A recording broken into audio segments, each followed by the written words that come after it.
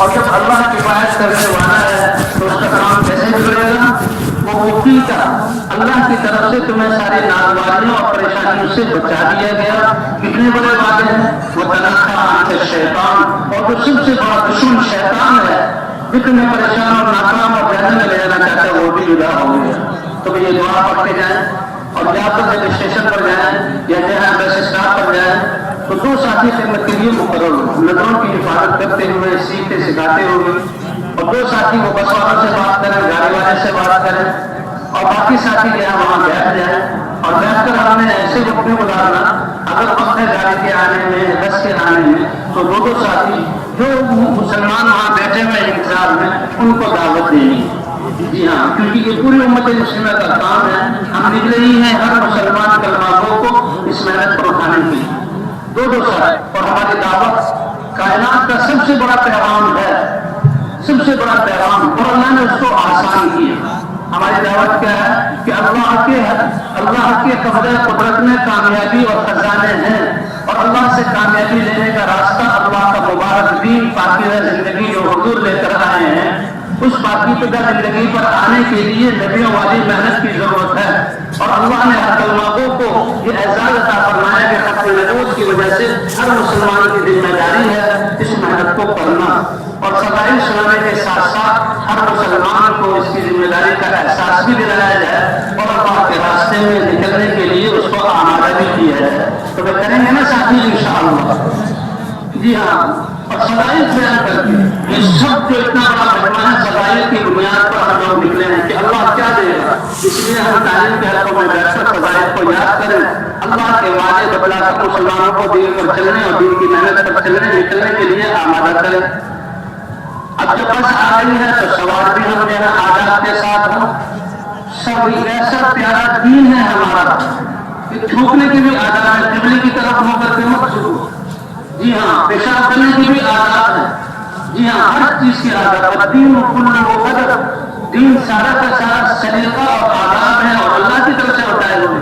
اور اللہ کے رسول صلی اللہ علیہ وسلم نے فرمایا ادبنی ربی فاحسن تأدیبی وعلمنی ربی فاحسن تعلیمی. میرے رب نے مجھے آداب اور سلیقے سکھلائے اور سب سے زیادہ خوبصورت سلیقے اللہ نے مجھے عطا فرمائے. اور آپ کو ہمارا نبی بنایا تو وہ سارے سلیقے آداب ہمارے لیے ہیں، اس لیے بھی ان آداب کو سیکھنا ہے. وعلمنی ربی فاحسن تعلیمی، میرے رب نے مجھے علم عطا فرمایا اور بہت زبردست علم عطا فرمایا. اس لیے جو ہے یہ آداب کا سیکھنا سکھانا. اب دو ساتھی خدمت میں ہیں، وہ جو بس والے ہیں ان سے بات کر رہے کہ ہماری جماعت یا فلاں جگہ جا رہی ہے، اتنی ٹکٹ ریل گاڑی ہے تو اس کی ٹکٹ لے لیجیے. ریل گاڑی کی ٹکٹ ہر ساتھی کو اس کے ہاتھ میں پکڑا دیے ہیں. اور پھر جب سوار ہونے کا موقع ہے تو وہ بھی سنت طریقے پر مسلمان جو ہے سیدھے پاؤں سے سوار ہوگا، بسم اللہ پڑھ کر سوار ہوگا، اور سوار ہو کر جب سیٹ پر بیٹھ جائے گا تو سیٹ پر بیٹھ کر الحمدللہ 3 مرتبہ، اللہ اکبر 3 مرتبہ، اور سبحانک انی ظلمت نفسی استغفار 1 دفعہ پڑھے گا. اور جب گاڑی چلنا شروع ہو تو اس وقت کی دعا سبحان الذی سخر لنا ھذا وما كنا له مقرنین وانا الى ربنا لمنقلبون. کہ ہر وقت اللہ کی پاک ہے وہ ذات کہ جس نے اس لوہے والی گاڑی کو یا اس ہاتھی یا اونٹ یا گھوڑے کو ہماری خدمت میں لگا دیا، ہمارے لیے مسخر کر دیا. وما كنا له مقرنین، ہم اپنی ذات کے اعتبار سے ان کو قابو کرنے والے نہیں تھے. تو جس اللہ نے اس عمل کی اور امتحان کی جگہ میں اتنی نعمتوں سے نوازا، وَإِنَّا إِلَىٰ رَبِّنَا لَمُنقَلِبُونَ، ہم اس رب کی طرف لوٹنے والے ہیں، ہم اس رب کی طرف لوٹنے والے ہیں. جیسے ماں کا داخلہ بچہ اسکول جاتا ہے، مدرسے جاتا ہے، کسی جگہ جاتا ہے، اور ماں اس کے لیے سفر اور اس وقت کے لیے کچھ گھر سے چیزیں تیار کر کے دیتی ہے، اور وہ بچہ وہاں پر وہ کھاتا ہے تو ماں کو کیسے یاد کرتا ہے، اور اس کا احساس ہوتا ہے کہ جب گھر جاؤں گا تو ماں نے کتنے اچھے کھانے اور کتنی آرام کی چیز میرے لیے تیار کی ہوں گی. تو اللہ نے دعائیں ایسی بتائی، اے اللہ جب دنیا میں تیری ایسی نعمتیں ہیں تو اپنے طرف لوٹنے کو اللہ نے بہت دوہرایا. وَإِنَّا إِلَيْهِ رَاجِعُونَ وَإِنَّا إِلَىٰ رَبِّنَا لَمُنقَلِبُونَ وَإِلَيْهِ تُرْجَعُونَ وَإِلَيْهِ الْمَصِيرُ. तस्वीर, इतना लौटने को कि वो अल्लाह जो तुम्हें बगैर मांगे की नेमतें दे रहा है, जब हम उसको खुश करके उसकी पसंदीदा जिंदगी लेकर उसके नबी की अदाओं को अपनाकर उसके दरबार में हाजिर होंगे तो अल्लाह की तरफ से कितना एजाज और इकराम होगा। तो दुआओं में भी इस तरह इशारा है, तो भाई ये दुआ पढ़ ली जाए। और सफर के दौरान, क्योंकि ये आमाल दावत देना और सीखना सिखाना, तालीम व ताल्लुम और जिक्र और इबादत में लगना और खिदमत करना, अखलाक के साथ और वैसा पेश आना, ये हमारी तरबियत वाले आमाल हैं।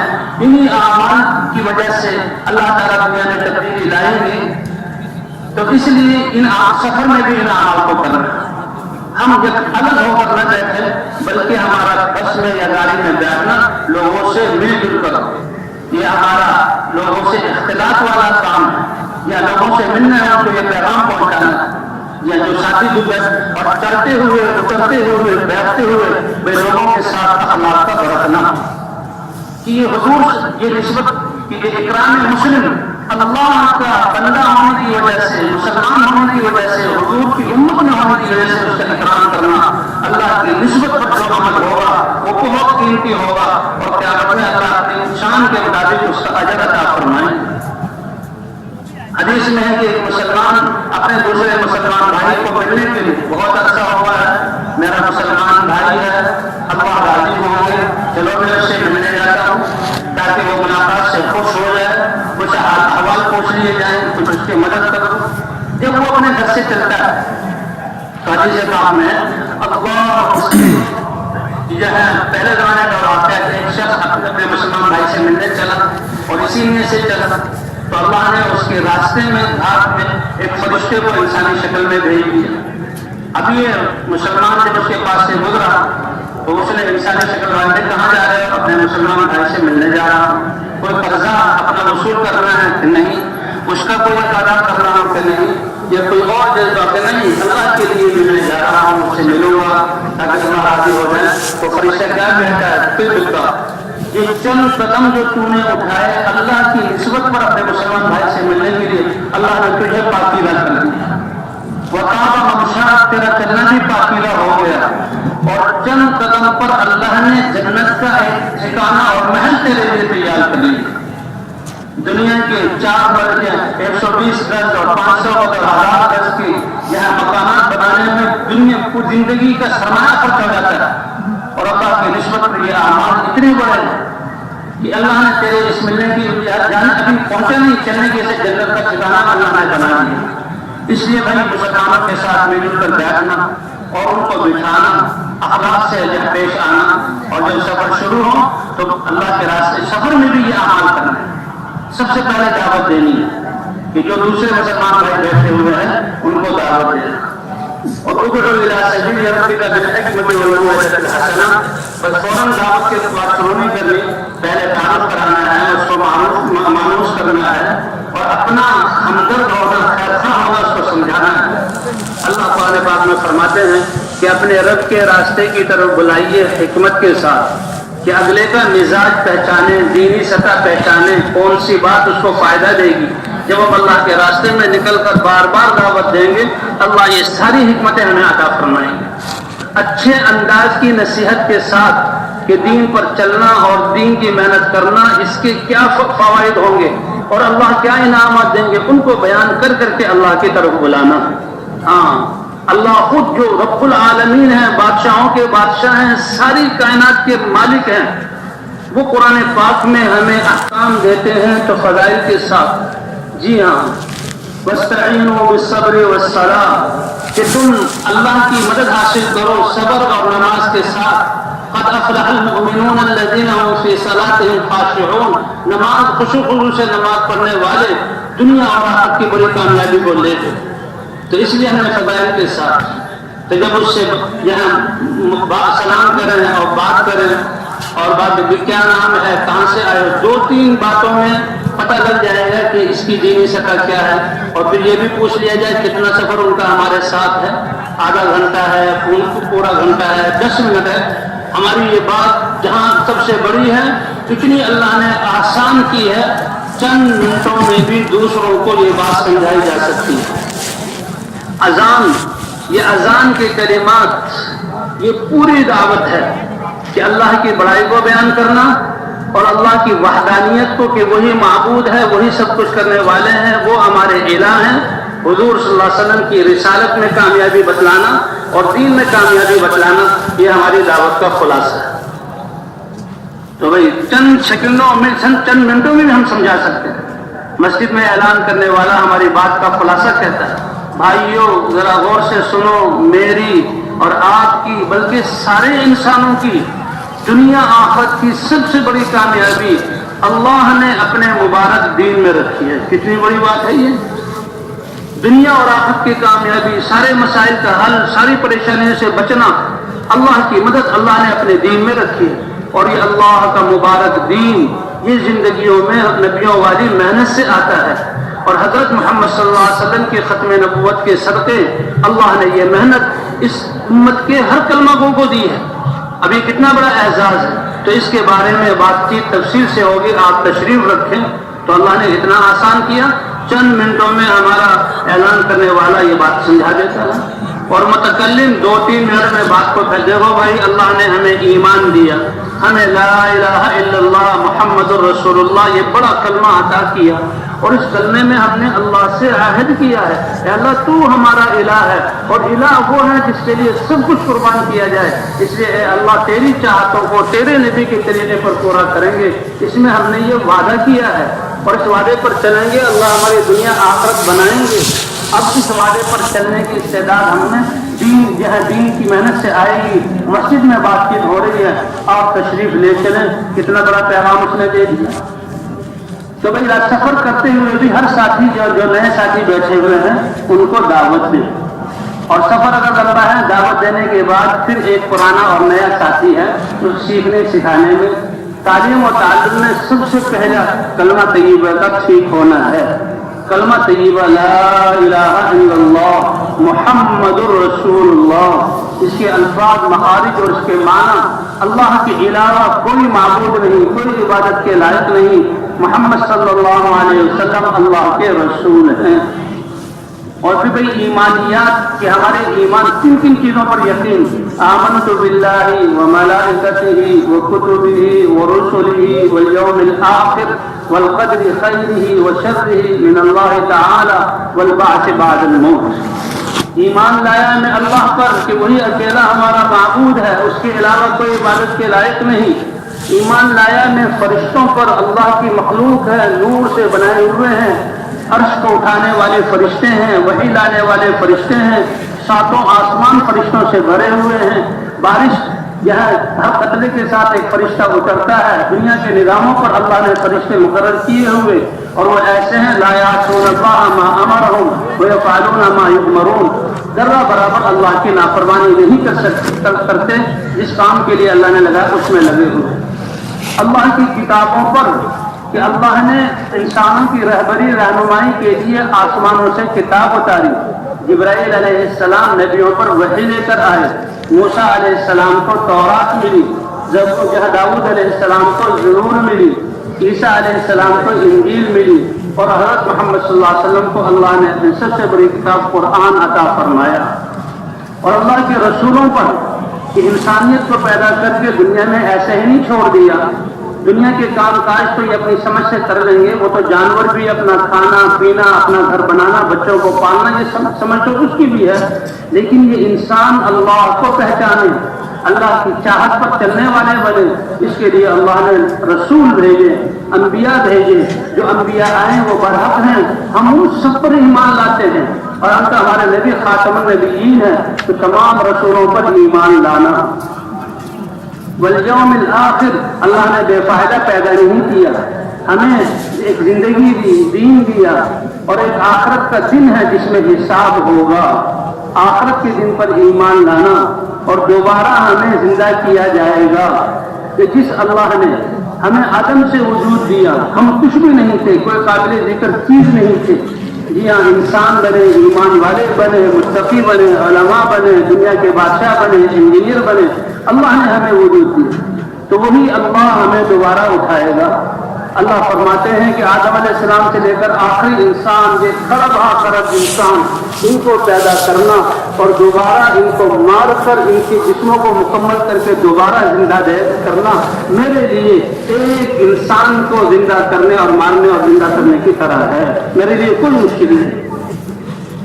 جب اللہ کے رسول صلی اللہ علیہ وسلم نے فرمایا کہ تم تو اللہ تمہارے خالق اور مالک ہیں، اللہ نے دین اتارا، مجھے رسول بنا کر بھیجا، تمہیں دوبارہ اٹھایا جائے گا، اس زندگی کا حساب ہوگا، اس لیے اس زندگی کو اللہ کے حکم کے مطابق اور دین کے مطابق گزارو۔ تو کافروں کی سمجھ میں نہ آئے، حالانکہ وہ دنیا کے اعتبار سے بڑے سمجھدار، سردار، بیت اللہ کی خدمت کرنے والے، لیکن یہ عقل اتنی چھوٹی ہے۔ اللہ کا دین عقل کے بعد شروع، عقل کے خلاف نہیں ہے، لیکن اللہ عقل جہاں انسانوں کی عقل ختم ہو وہاں اللہ کے دین کی ابتدا ہے۔ تو دوبارہ دن ان میں کیسے زندہ ہوں گے؟ وہ تو جو ہم نے قبروں میں دفن کیے وہ تو مٹی بن گئے اور وہ تو خاک میں مل گئے، ان کا نام و نشان نہیں، یہ کیسے ہو سکتا ہے؟ اور ایک کافر ابئی غالباً تھا، وہ جو ہے وہ آیا اور ایک اس کو ہڈی ملی بھربھراتی ہوئی کسی ویرانے سے، اور حضور کے سامنے کھڑا ہوا اور اس کی چٹکی لی اور جو اس کی خاک اڑائی، من یحیی ہذہ العظام وہی رمیم۔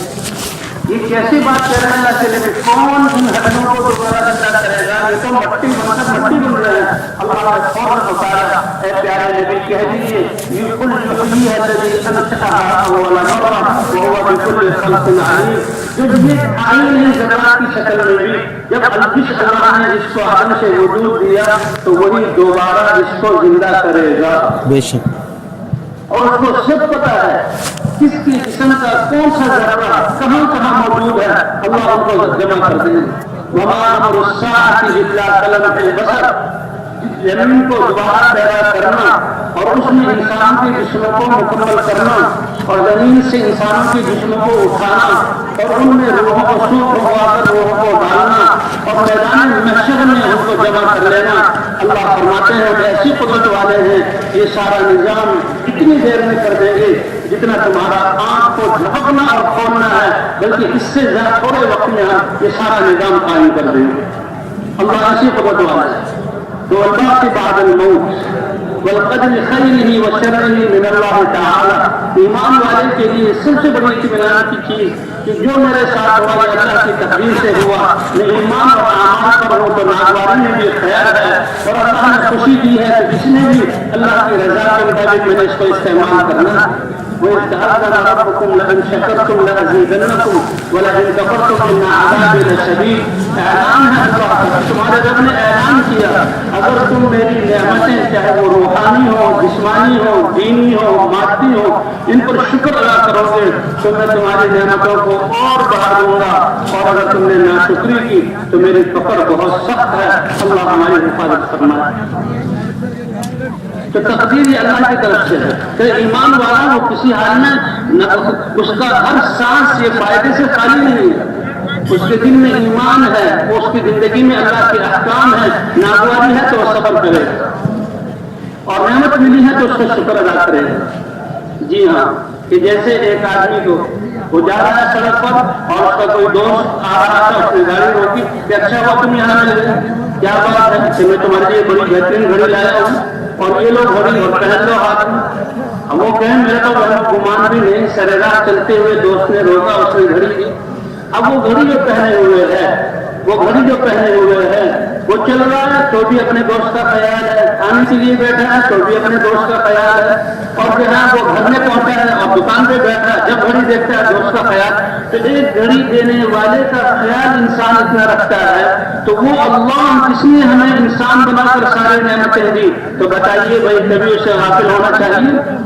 اور ہم اپنے دل کو دیکھیں کیا حال ہے کہ نماز اتنا ہم گر گئے، اتنا اس کو بلا دیا کہ وہ اپنے گھر میں اذان کے لیے بلواتا ہے، ہم وضو کر کے آتے ہیں اور مسجد کی صف میں کھڑے ہوتے ہیں اور اللہ اکبر کہہ کر دنیا کو پیچھے ڈال دیتے ہیں اور نماز میں ہاتھ مانگتے ہیں تو بھی دنیا کا خیال ہے، کہاں ہم پہنچ گئے۔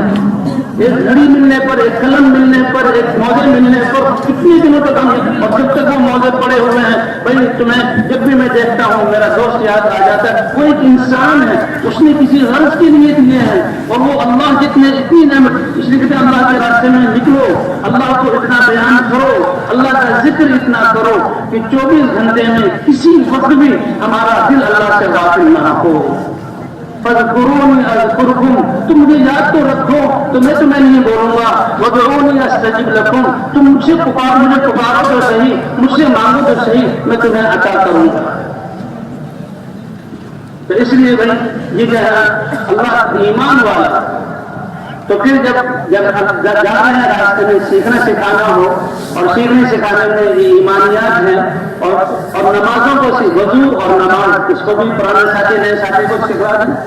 اور اس کے بعد ہم نے جو یہ عمل دعوت کیسے دینی ہے، ہم نے تعلیم میں کن آداب سے بیٹھنا ہے، ہم نے گشتوں میں کن آداب سے جانا ہے، یہ آداب ہم ایک دوسرے کو سیکھنا ہے. اور پھر جو وقت ملے تو اللہ کا ذکر کریں، اللہ کا ذکر کریں. یہ تو زبان کا ذکر ہے سبحان اللہ الحمدللہ، ورنہ دل کا ذکر تو کبھی بھی دل اللہ سے غافل نہ ہو. نماز کا وقت ہے، جی ہاں روزے کا وقت ہے، حج کا ایک وقت ہے، لیکن ذکر کا کوئی وقت نہیں. فاذکروا اللہ ذکرا کثیرا، اے میرے بندو ہر وقت مجھے یاد رکھو، اور جو مجھے یاد رکھے گا میں تمہیں یاد رکھوں گا. فاذکرونی اذکرکم واشکروا لی ولا تکفرون، دیکھو مجھے یاد رکھو اور میرا شکریہ ادا کرو، میری ناشکری ادا نہ کرنا، ناشکری پر میرا بہت غصہ اور نعمتوں سے محروم ہو جاؤ. تو ذکر کرتے ہوئے جانا ہے، دعا کرتے ہوئے جانا ہے، کیونکہ جانا ہے ہم نے علاقوں میں اور دعوت دینی ہے. گاڑی سے اترے، بس سے اترے اور بستی کی طرف جا رہے ہیں. اب چلنے میں اگر پیدل چلنا نصیب ہو جائے تو بڑی خوشی کی بات. اللہ کے رسول صلی اللہ علیہ وسلم، ان کا بیت اللہ سے بیت المقدس اور بیت المقدس سے آسمان، اس کے لیے اللہ نے براق سواری بھیجی، اور براق سواری کی اس کا قدم جہاں نظر جائے وہاں تک، اور آن کی آن میں بیت اللہ تک پہنچے، اور ساتوں آسمان اللہ کے دربار میں پہنچ گئے. لیکن حضور صلی اللہ علیہ وسلم کو جب یہ پیغام، اے کملے والے آپ پہاڑی سے اتریے اور لوگوں کے پاس جائیے، تو آپ پیدل جا رہے ہیں اور مکی کی گلیوں میں پھر رہے ہیں اور پہاڑوں پہ چڑھ رہے ہیں اور طائف پیدل جا رہے ہیں اور صحابہ کرام کو پیدل لے جا، اللہ کا پیغام لے کر جانا. تو جیسے عرض کیا کہ اس راستے کی مشقتوں پر جب ہم آئیں گے، وہ تو ایک ایک قدم پر اللہ عطا فرمائیں گے.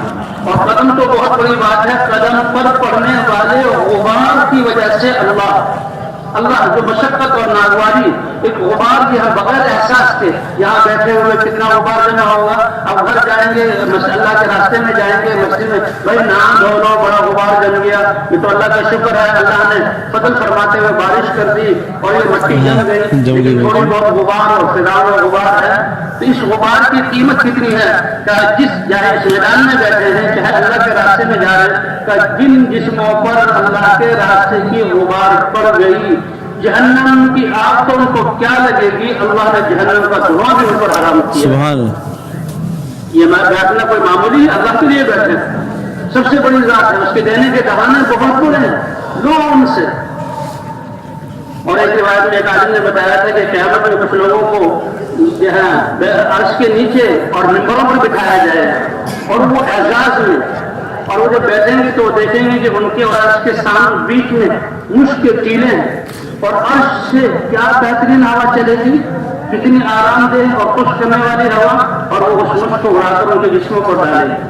وہ فرشتوں سے پوچھیں گے کہ یہ اعزاز اکرام کس چیز کا، یہ جو اتنا اس کو مشک کو لگا دے. اللہ نے خوشبو، آدمی جاتا ہے تو خوشبو لگا کے جاتا ہے، تاکہ سب سے پہلے جو آدمی ملے تو ماشاء اللہ کون سی خوشبو لگائی ہے آپ نے، تو مشک ڈالا جائے گا. وہ پوچھیں گے یہ مشک کیا ہے، فرشتے کہیں گے جو اللہ کے راستے میں نکلے تھے اور اللہ کے راستے کا غبار تمہارے جسم پر پڑا تھا، تم تو نہائے دھوئے اس کو بہا دیا، لیکن وہ اتنا قیمتی تھا، ان مشک کے، ان مٹی کے ذرات کو اللہ نے جمع کیا اور مشک بنا کر تم پر ڈالا. سبحان اللہ. روزے دار کی منہ کی بو، جو بھوکا ہونے سے اللہ کو مشک سے زیادہ پسندیدہ ہے. اس راستے کے فضائل وہ ہم گن نہیں سکتے. اللہ اس کے قدر آنے کی توفیق عطا فرمائے. آمین. تو کوئی پیدل چلیں، اب بستی میں جا رہے ہیں، مسجد کی طرف جا کر ساتھیوں کو جمع کر لیا، پھر مطالبہ کروں گا. یا دھیانی بات کرانی ہے، کہیں شیطان ناشکری والے الفاظ نہ کہلا دے. یہ تھکن، یہ بھوک، یہ درد، یہ بہت بڑی نعمتیں ہیں اور انسانوں کے لاکھوں انسانوں کی جہنم کی تکلیفوں، بھوک اور پیاس سے بچنے کا ذریعہ ہے اور ہماری دنیا آخرت کی تکلیفوں سے بچنے کا ذریعہ ہے. یہ معمولی نہیں ہے. اس لیے پھر مذاکرہ ہو گیا کہ بستی مسجد میں جائیں. کیوں؟ اس لیے کہ یہ حضور صلی اللہ علیہ وسلم کی امت کی بستی ہے. اس مسجد میں حضور کی مسجد والے اعمال زندہ ہو جائیں.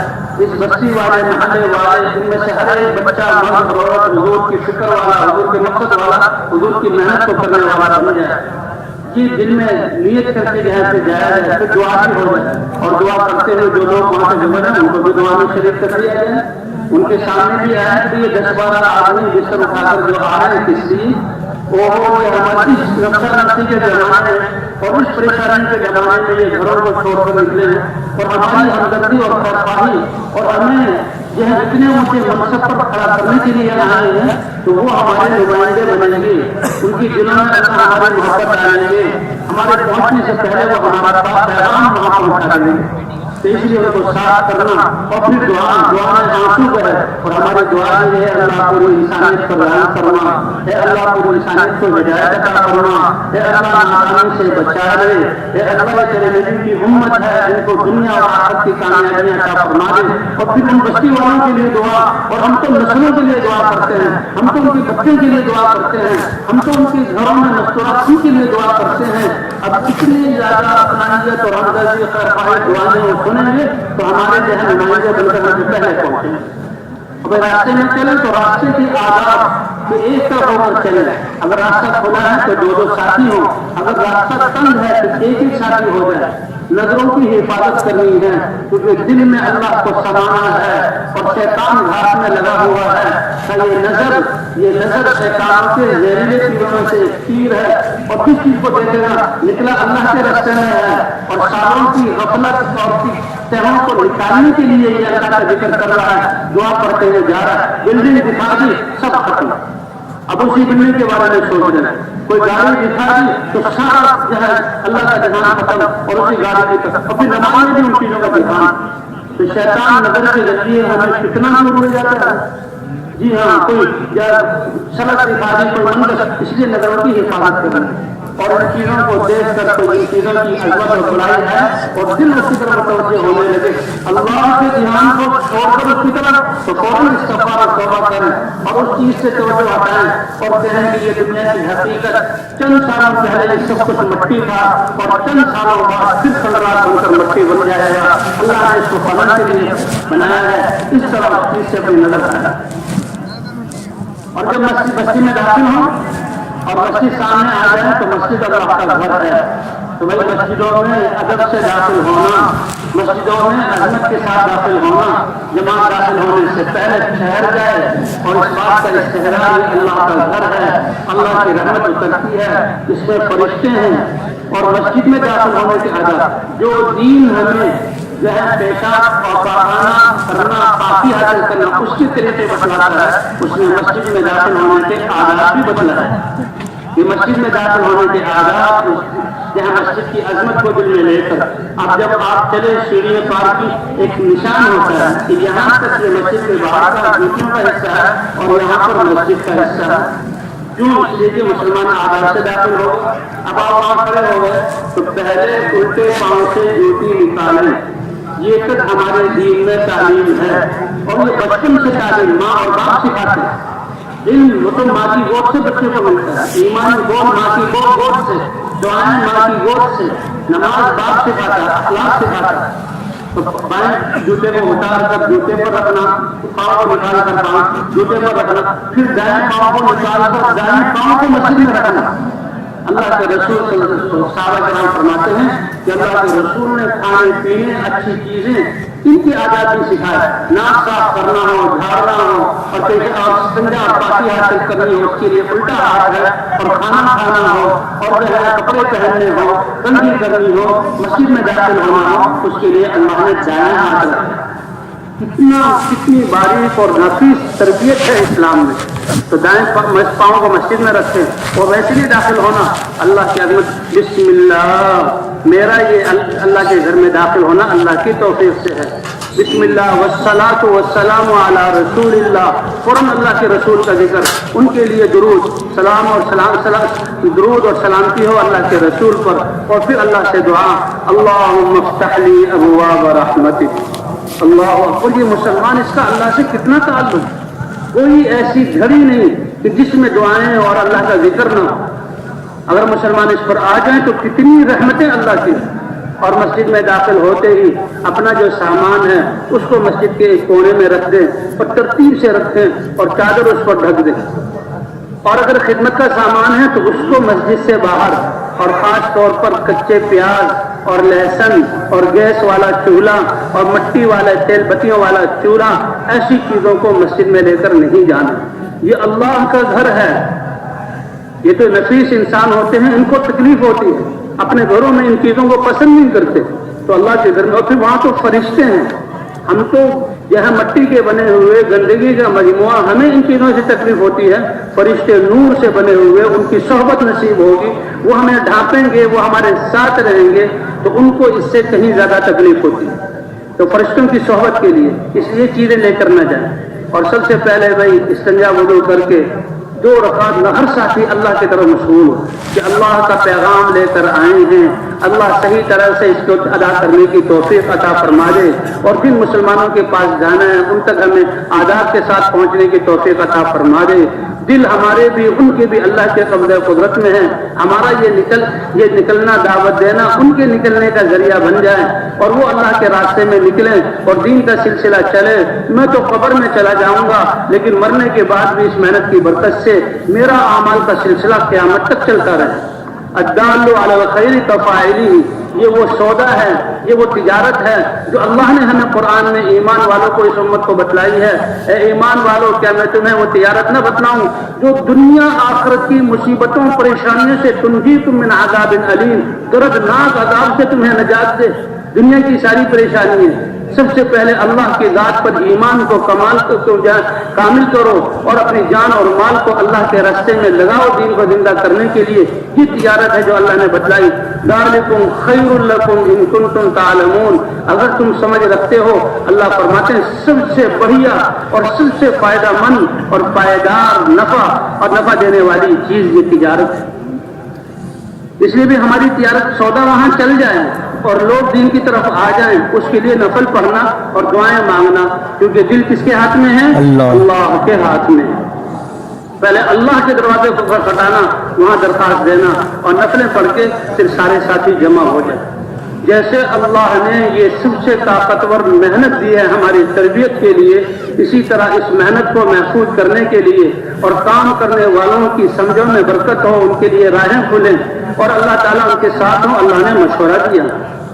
حضور صلی اللہ علیہ وسلم تو سب سے زیادہ علم والے. پوچھا تو جب جاتا جب سب برابر ہوں، ان کے سامنے کوئی چیزیں مخفی ہوں. اللہ اور اللہ کے رسول کی تربیت وحی کے ذریعے ہو رہی، لیکن حکم ہے وَشَاوِرْهُمْ فِي الْأَمْرِ. اے پیارے نبی، آپ اپنے ساتھیوں سے مشورہ کیجیے. حضرات یہی فرماتے ہیں کہ امت کو مشورے کی پر قائم کرنے کے لیے، کیونکہ جو مشورے والے امرهم شورا بینہم، یہ بہت بڑی صفت ہے. کہا جب تمہارے معاملات مشورے سے ہوں گے، ہاں اپنے امور کو تم مشورے سے جو ہے تم ادا کرو گے تو تمہیں زمین پر رہنے کا حق. تمہارے بادشاہ اور نگران اچھے لوگ ہوں گے اور امور تمہارے مشورے سے ہوں گے تو تمہارے لیے تمہیں رہنے کا جینے کا حق. اور اگر تم اپنے معاملات کو عورتوں کے حوالے کر دو، خواہشات کی بنیاد پر کر دو، اور تمہارے جو ہیں حکمران وہ ظالم لوگ ہوں اور مال بخیلوں کے ہاتھ میں چلا جائے، پھر زمین پر رہنے کا حق نہیں ہے. پھر زمین کا نچلے والا حصہ قبر تمہارے لیے بہتر ہے. اس لیے جب نافرمانی ہوگی تو موتیں زیادہ ہوں گی. ہاں زکوٰۃ کو روکا جائے گا تو بارشیں بند ہو جائیں گی. اور جب زنا عام اور بے حیائی عام ہوگی تو بیماریاں ایسی جو کسی نے سنی نہ ہو. تو بہرحال اللہ نے یہ مشورہ دیا ہے، تو مشورہ، اس مشورے پر آنا، اس کام کو مشورے کے تابع کرنا. پھر ہم اپنے گھروں میں بھی مشورے کو چالو کریں اور اپنے دنیاوی امور کو بھی مشوروں کے تابع کریں. جو مشورہ کرنے والا ہے وہ کبھی محروم نہیں جائے گا. ما خاب من استخار وما ندم من استشار, کہ جو اللہ سے خیر طلب کر لے, دعا مانگ کر کسی کام کو کرے, وہ محروم نہیں ہوگا, اور جو مشورے سے کام کو کرے اس کو کبھی ندامت اور شرمندگی نہیں اٹھانی پڑے گی. تو بھائی مشورے کے لیے بیٹھ جائیں, سارے ساتھی مشورے کو اچھا خاصا وقت دیں, کیونکہ کوئی معمولی بات کا مشورہ نہیں ہے کہ بھئی ہم اللہ کے راستے میں نکلے ہیں, مقصود تو پوری دنیا میں اللہ کا دین زندہ ہو جائے, پوری امت یہاں اس دین کی محنت پر کھڑی ہو جائے. باقی یہ بستی والے ہیں, ابتدا ان سے کرنی ہے, ان سب تک کیسے پہنچا جائے اور کیسے ان کو دعوت دے کر جہاں اللہ کے راستے میں نکلنے کے لیے تیار کیا جائے.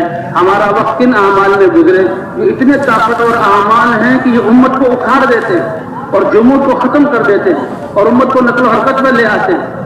تو سب سے پہلا ہدف کہ ایک نقد جماعت, بلکہ ہر گھر سے ایک فرد اللہ کے راستے میں نکل جائے تو بہت ہی اچھا ہے. ہم تو نیت یہ کریں کہ اللہ کے راستے میں جماعتیں چلے اور 4 مہینے کی نکلیں.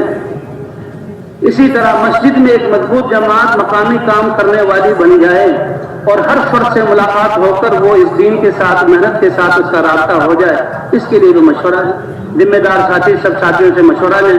مشورے کے وقت حاجی صاحب نے فرماتے تھے اللہ کو حاضر ناظر سمجھیں, ساری انسانیت پر شفقت, کہ اللہ نے ہمیں ایسی محنت دی ہے کہ ساری انسانیت کے لیے اس میں بھلائی ہے, تو پوری انسانیت پر شفقت یہ ہے کہ یہ وہاں ہر انسان تک یہ کام کیسے پہنچ جائے. ہر ساتھی سوچے, اللہ کی طرف متوجہ ہو.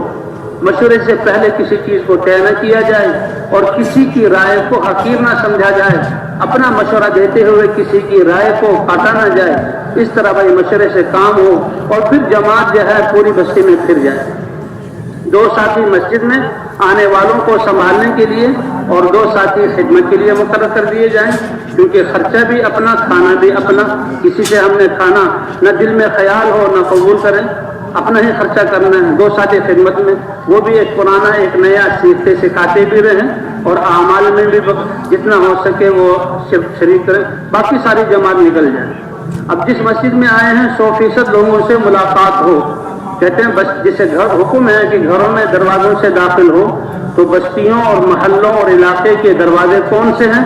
سب سے پہلے تو وہاں کے علماء, وہاں کے دیندار لوگ, وہاں کا مسجد کا امام, اسی طرح متقی اور پرانے ساتھی. ان سے ہم ضرور ملاقات کریں. ان کو پتہ بھی نہ ہو اور ہماری جماعت جو ہے وہ پھر رہی ہے, نہیں, افضل یہ ہے کہ ان حضرات کو بتایا جائے. اور پھر کوئی بھی بستی کا آج علماء سے ملاقات کریں, پرانے ساتھیوں سے ملاقات کریں کہ جو ہمارے پاس آئیں اور پھر ہمیں لے کر چلیں, کام کی سطح آگے بڑھے. اور غرض ہے کہ ایک ایک فرد سے ملنا ہے, گھنٹوں ہم ملاقات کریں اور ان کو اللہ کے راستے میں نکلنے کی دعوت دیں. بھائی کریں گے نا انشاءاللہ. اب اس میں 15-20 منٹ آتے ہیں کہ پورے 100% لوگوں کو ملاقات کرنی ہے, تو 3-4 گھنٹے تو ہمارے دعوت میں لگنے چاہیے. پھر ہر ساتھی کو انفرادی دعوت دینے کا موقع ملے گا, اس کا اپنا یقین بنے گا, اللہ اس سے راضی ہوں گے, اس کے اپنے اندر دین پر چلنے کی استعداد آئے گی. کیونکہ جو جس چیز کی دوسروں کو دعوت دے رہا ہے, اللہ فرماتے ہیں کہ تمہیں یہ ضرور کرو والذین جاہدوا فینا لنہدینہم سبلنا وان اللہ مع المحسنین. پھر بعد میں آ کر تعلیم, یہ جو ہم دستے کی ہیں اور جب بھوک اور پیاس برداشت کی ہے, پسینہ آیا ہے اور لوگوں نے طرح طرح کی باتیں کی, ہم نے اللہ کے لیے برداشت کی, ان کو معاف کیا, ان کے لیے دعا کی, اس پر اللہ کیا دیں گے. اور ہمارے نبی نے کیسے اس دعوت کو پہنچایا. تعلیم میں جب ہم بیٹھیں گے اور اللہ کی دین اور فضائل کو جو سنیں گے وہ اتنے زیادہ ہیں کہ ہماری جو محنت یہ ہمیں کم معلوم ہوگی. اور تعلیم کے ذریعے, تعلیم میں بیٹھ کر فضائل کو سننے کے ذریعے ہمارا حوصلہ اور بڑھے گا اور ایمانی قوت اور بڑھے گی کہ ہمیں تو اس سے زیادہ محنت کرنی چاہیے. یہ ساری دنیا میں نقل و حرکت فضائل کی بنیاد پر ہے. اس لیے روزانہ ہم 2.5-3 گھنٹے اللہ کے وعدے, اللہ کے رسول کے وعدے, آیات اور احادیث کی صورت میں سنیں اور اس میں تجوید کا حلقہ بھی لگایا جائے. تجوید کا مقصد کیا ہے کہ قرآن پاک کو ذرا سننے سنائیں تاکہ ہمیں احساس ہو جائے کہ ہمارا قرآن پاک کیسا ہے اور قرآن کو صحیح کرنے کا دل میں خیال آ جائے. کیونکہ قرآن صحیح ہوگا تو نماز صحیح ہوگی, نماز صحیح ہوگی تو ہماری زندگی ٹھیک ہوگی. اس لیے پہلے دن ایک ہی حلقہ لگایا جائے. اب اندازہ ہو جائے ذمہ دار کو کہ میری جماعت میں کتنے اچھا پڑھنے والے, سارے ہی اچھا پڑھنے والے ہوں تو بہت اچھی بات. بھائی 3 پڑھنے والے ہیں، 2 پڑھنے والے ہیں، 4 پڑھنے والے ہیں، تو اس میں بھی ہفتے لگائے ہیں، اور پھر باقی ساتھی ان کے ساتھ سورہ فاتحہ اور سورت کو دوہرا دیا جائے، اس سے پتہ لگ جائے گا کہ کس میں کمی ہے، پھر انفرادی اوقات میں قرآن کو درست کرنے کی کوشش کی جائے۔ اور یہ 10 صورتیں کوئی نصاب نہیں ہے، یہ تو جب مجھے محسوس ہوا کہ میرے قراءت میں کمی ہے، میں قراءت کو ٹھیک کروں، اور بلکہ قرآن پاک کو پڑھوں اور بڑی صورتیں یاد کروں، تاکہ تہجد میں کھڑے ہو کر بڑی بڑی صورتوں کے ذریعے میں اللہ کے دربار میں حاضر رہوں اور دعائیں کروں۔ اور آخر میں 6 نمبروں کا مذاکرہ، ہر ساتھی کو 6 نمبر آنی چاہیے، ہر ساتھی 6 نمبر کے فضائل یاد کرے۔ 10 دن ہے تو 7 حدیث سے یاد کروں، کیونکہ فضائل کی بنیاد پر ہم نے لانا ہے۔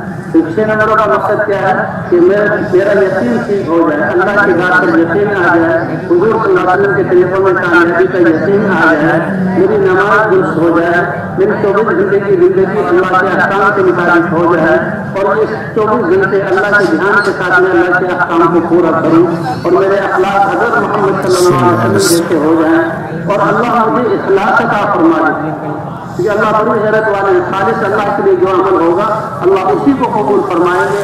اگر ذرا برابر بھی کوئی نیت میں فرق ہوا اللہ اس عمل کو رد کر دیتے ہیں۔ اللہ ہمیں اخلاص کی دولت عطا فرمائے۔ اور تبلیغ جو اس امت کی امتیازی شان ہے، اس کو سیکھنا یہ ذمہ داری ہے، اس کے فضائل یاد کرنا، 6 نمبروں کا مذاکرہ بھی ہو تاکہ ہم میں سے ہر ایک کی صفات کو اپنے اندر پیدا کرنے کی کوشش کریں۔ ظہر کے بعد تعارفی بات ہو جائے، اور پھر ساتھی آپس میں کبھی کبھی اجتماعی مذاکرہ بھی ہو، اور آپس میں سیکھنے سکھانے میں لگے، اور ایک وقت گزشتہ ہو کہ بڑی عمومی گزشتہ، کہ جیسے ہم دعوت دے رہے ہیں اور دعوت دے کر مسجد میں لا رہے ہیں اور ان کو تیار کر رہے ہیں، ایسے ایک ماحول دے کر جو ہے ہم لوگوں کے پاس جانا۔ عمومی گشت کا وقت وہ مناسب ہے جس میں لوگ مسجد کے آس پاس مل جائیں۔ تاجر لوگ ہوتے ہیں عام چھوٹے شہروں میں کہ وہ تو ظہر کے بعد ملتے ہیں، اصل میں دکانیں بند کرتے ہیں چلے جاتے ہیں۔ دیہاتوں میں چھوٹے شہروں کی بات ہے، آپ کے یہاں تو سنا رات کو دن ہوتا ہے اور دن کو رات ہوتی ہے، وہ تو یہاں پر مغرب اثر اور مغرب ہو جائے۔ جی ہاں، تو ہر اس وقت گشت کرنا، ذمہ دار لوگ ہیں تو وہ مغرب کے بعد آتے ہیں، مغرب کے وقت آتے ہیں، پھر وہ ذرا تو مغرب کے بعد گشت ہو جائے، عشاء کے بعد بیان، اور دفتری لوگ ہیں تو ان کے عصر کے بعد گشت ہے اور مغرب کے بعد بیان، تب جب لوگ ملیں تو گشت کے لیے بھرپور جماعت ہو، جس میں ایک متکلم ہو، ایک رہبر ہو، اور ایک ساتھی 2 ساتھی مقام کے ہو، اور جو ہے ذمہ دار ساتھی بھی ساتھ ہوگا، اور گشت کے آداب بیان کیے جائیں، اور یہ جماعت پھر اللہ کے رب جو ہے وہ مسجد سے باہر نکل کر گشت کرے۔ مسجد میں بھی ایک ساتھی کو بٹھا دیا جائے جو آنے والے مجمع کو سنبھالے اور آنے والوں کو اس محنت جو ہے اس محنت کو ان کے سامنے کھول کر بیان کریں۔ 1-2 ساتھی ذکر کے لیے بھی ہوں۔ حضرات انبیاء کرام کی تو روحانیت ایسی ہوتی تھی کہ باوجود لوگوں میں اور مخلوق پر محنت کرتے ہوئے ان کا اللہ سے تعلق انتہائی اعلیٰ درجہ کا ہوتا تھا۔ تو اس کی ہمیں ضرورت ہے کہ اللہ کی رحمت بھی متوجہ ہو، دھیان بھی اللہ کی طرف ہو۔ تو ہم کمزور لوگ ہیں، جماعت بازار میں گئی ہے، محلے میں گئی ہے ملنے کے لیے، 2 ساتھی یا 3 ساتھی یا 1 ساتھی ہم خاص طور پر ذکر اور دعا کے لیے دکھا دیں۔ فلاں بیمار ہے وہ بھی سب دعا کرے گا، کوئی بات نہیں، وہ بھی سب دعا کرے گا، لیکن یہ ایسا معمولی بات نہیں کہ جو ہے وہ بیمار آدمی 1-2 ساتھی ہم سے صحت مند دکھائیں، اللہ کی ذکر کی طرح مشغول ہے، اور 1-2 ساتھی استقبال کے لیے بھی ہو، اپنے جماعت جو رہبر ساتھی ہو وہ بھی مناسب اچھے بول والا ہو، اور پھر جماعت باہر آ کر دعا کر لیں اور دعا کر کے اللہ کا ذکر کرتے ہوئے۔ جی ہاں، 2-2 ساتھی کریں یا 1-1 ساتھی کریں، سبحان اللہ، الحمدللہ، لا الہ الا اللہ، اللہ اکبر، یہ ذکر کرتے ہوئے چلیں۔ اگر ہمیں ذمہ دار ساتھی دیکھے بھی ساتھی ذرا خاموش ہو گئے تو وہ ذرا ان کو دھیان کرا دیں، نہ شور ہو کرتا اور نہ بالکل سناٹا اور نہ خاموشی۔ اس طرح مسجد کرنا ہر ایک کو مل کر دعوت دینی ہے کہ میرے بھائی مسجد سے آئے ہیں، اللہ نے ہماری کامیابی دین میں رکھی ہے، دین کا آنا دین کی محنت کے ساتھ ہے، مسجد میں تفصیل سے بات ہو رہی ہے، آپ تشریف لے آئیں۔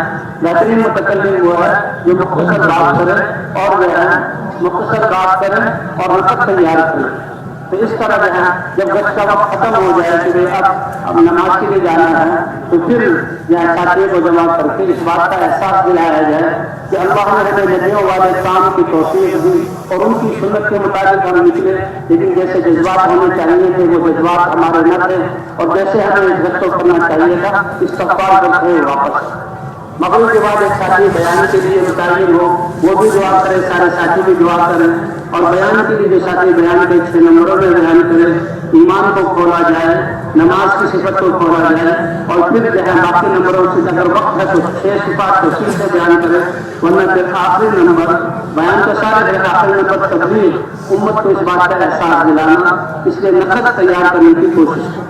جتنا ہمارا دن میں گشتیں ہوں گی کتنا ہوگا، اتنا ہی اللہ ہماری محنت کو قبول فرما کر جماعتوں کے نکلنے کا ذریعہ بنائیں گے۔ اسی طرح بھائی ہم تو اللہ کے راستے میں نکلے ہیں، رات کے بھی اعمال ہیں، اللہ کے راستے میں نکل کر عشاء کے بعد جلدی سونا، سوتے ہوئے بھی دعاؤں کا اہتمام اور ساتھیوں کو دعائیں سکھانا، اور پھر تہجد میں اٹھنا، رات کے اعمال جسے اللہ کے رسول کھڑے ہوتے تھے، نفلیں پڑھتے تھے، دعائیں کرتے تھے، تو ہم بھائی دعا کریں، اور آج کل لمبی راتیں ہیں، قرآن پاک کی تلاوت کریں، صبح کے اذکار پورے کر لیں، اور دعا والے ہم بنیں۔ جی ہاں کہ آدھا گھنٹہ ہمارا دعا میں لگنا چاہیے، اور بھائی نقد جماعت نکالنے کی کوشش کریں، بھائی کریں گے نا انشاءاللہ۔ امت جب ان اعمال پر آ جائے گی، اللہ کی ذات سے امید ہے ان کی محنت کو قبول فرما کر اللہ ہدایت کی ہوائیں چلائیں گے۔ ایک ہے ہمارا راتوں کو اپنی لائٹیں جلانا، بجلی چلی جائے تو اندھیرا، اور ایک ہے اللہ کا سورج نکالنا۔ اللہ کا سورج نکال، اللہ کا سورج شروع ہونا شروع ہوا، لائٹیں بند کر دو گے ورنہ بل ضائع بڑھ جائے گا، ورنہ بجلی ضائع ہو جائے گی۔ سورج نکالا تو ہر چیز روشن ہو گئی۔ اسی طرح ایک ہے ہماری محنت، لیکن دعاؤں کے ذریعے اللہ کی رحمت کو متوجہ کریں۔ جب ایک مجموعہ ان اعمال کو کرنے والا بنے گا تو پھر اللہ ہدایت کا سورج طلوع کر دیں گے، اور ہدایت کے سورج کے طلوع ہونے کی وجہ سے اللہ دلوں کو پھیر دیں گے، پھر قوموں کی قومیں اور ملک کے ملک اس ہدایت پر آئیں گے اور اس محنت پر آئیں گے۔ اللہ ہمارے اس بیٹھنے کو اور نکلنے کو قبول فرما لے، اور جو ہم نکل رہے ہیں اللہ اپنی پسند کے مطابق ہمیں محنت کرنے کی توفیق عطا فرمائے۔ تو بھائی ایک دعا ہے، اللہ نے کتنی بڑی طاقت ہمیں دی، دعوت محنت کے اعتبار سے سب سے بڑی محنت ہے، اور دعا سب سے بڑی قوت مسائل کے حل کرنے کی، اور وہ اللہ جس کے قبضے میں ہمارے سارے مسائل ہیں، وہ کہتا ہے میں اشارت سے زیادہ قریب ہوں۔ اس نے حکم دیا ادعونی استجب لکم، تم دعا مانگو میں تمہاری دعا کو قبول کروں گا۔ کا دعا یہ عبادت کا مرض ہے، اور دعا ہی یہ عبادت ہے۔ اس لیے بھائی جہاں ہم دن کی محنت کریں، راتوں کو اٹھ کر اپنے دنیاوی معاملات، اپنے گھریلو معاملات اٹھ کر نفلیں پڑھ کر اللہ سے مانگنا۔ جی ہاں، حضور صلی اللہ علیہ وسلم خود دعا کی طرف متوجہ ہوتے، اور صحابہ کو بھی دعا کی طرف متوجہ کیا۔ ان دعاؤں کی برکت سے ان کی مردوں کو اللہ نے زندہ کیا۔ ایک بڑھیا اس کی دعا کی برکت سے حضور کے زمانے میں اللہ نے اس کے مردہ بیٹے کو زندہ کر دیا، اور دعاؤں کی برکت سے اللہ نے جہاں دنیا کے مسائل بھی حل کیے، اور اللہ کے رسول اس محنت کی قبولیت کے لیے کتنی دعا کر رہے ہیں۔ اس لیے بھی دعا بہت بڑی قوت ہے۔ جیسے ہم دعوت پر آئے ایسے دعا پر بھی، بلکہ ہر مسلمان وہ رات کو اٹھ کر تہجد پڑھ کر آدھا گھنٹہ تو اس کا اللہ کے ساتھ راز و نیاز اور اپنے مسائل کو اللہ کے سامنے پیش کرنا، تو اس کی کوشش کریں گے نا انشاءاللہ۔ اب سب ہم اللہ کو راضی کرنے کے لیے آئے ہیں، اپنی توبہ کرنے کے لیے آئے ہیں، زندگیوں کو بدلنے کے ارادے سے آئے ہیں، ہماری نئی زندگی شروع ہو کہ جس کی سے اللہ کی رحمتیں ہوں۔ اس لیے بھائی اب درود شریف پڑھ لیا جائے اور دعا کی طرف متوجہ ہو جائے۔ اے میرے رب، بس ہمیں ایک تیری رحمت کی آس ہے اور ایک تیرے حبیب کے فرمان کی آس ہے۔ میرے بھائی وہ ہیں جو مجھے دیکھیں گے نہیں اور میرا کلمہ پڑھیں گے۔ ہم نے نہیں دیکھا تیرے حبیب کو، ہم نے نہیں دیکھا قرآن کو طرف کو، ہم نے تو چاروں طرف ننگی ننگ دیکھا ہے، چاروں طرف گناہوں کی منڈیاں آباد دیکھی ہیں۔ یا اللہ تیرے حبیب نے ہمیں بائی کا پتہ، حبیب نے ہمیں بائی کا پتہ۔ تو نے تو اپنے نبی سے وعدہ کیا تھا تجھے تیری امت کے بارے میں خوش کر دوں گا، ہم ان کے امتی بھی ہیں اور انہوں نے ہمیں اپنا بھائی بھی فرمایا ہے۔ یا اللہ ہمارے پاس کچھ نہیں ہے، لیکن تو نے ہمیں آگ میں تیرے نبی کو تکلیف ہوگی میرے अपने नबी को तकलीफ से बचाने की खातिर हमें माफ कर।